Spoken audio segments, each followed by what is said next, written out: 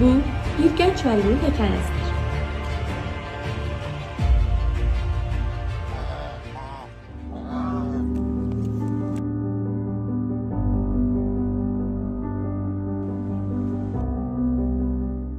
Bu hekayə hər səhər məktəbə ümidlə addımlayan və hər şagirdin gözlərində gələcəyin işığını görən bir müəllim.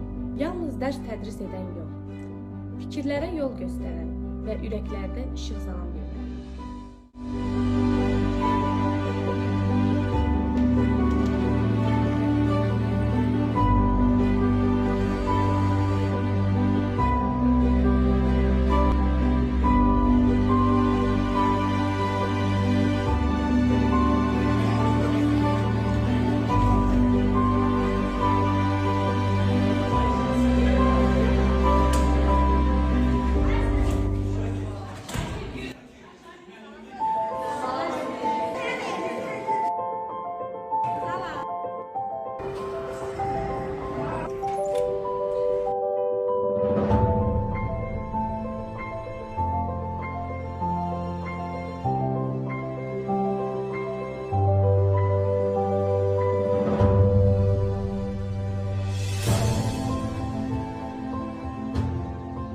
Mən gənc müəlliməm.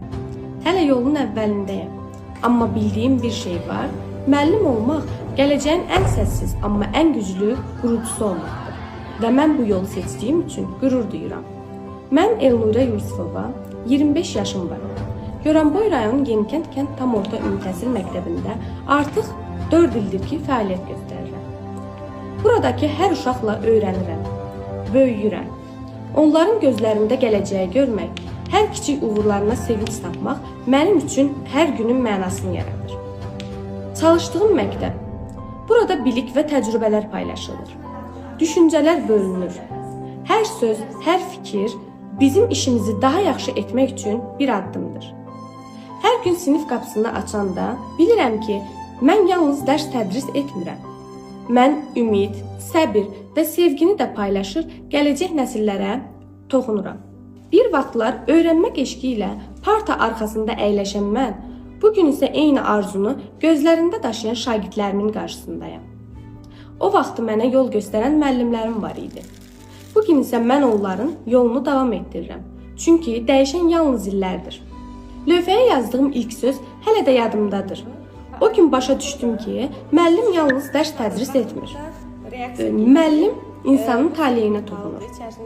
Qarşımdakı şagirdlər məndən bəzən balaca idilər. Bəzən sualları ilə məndən böyük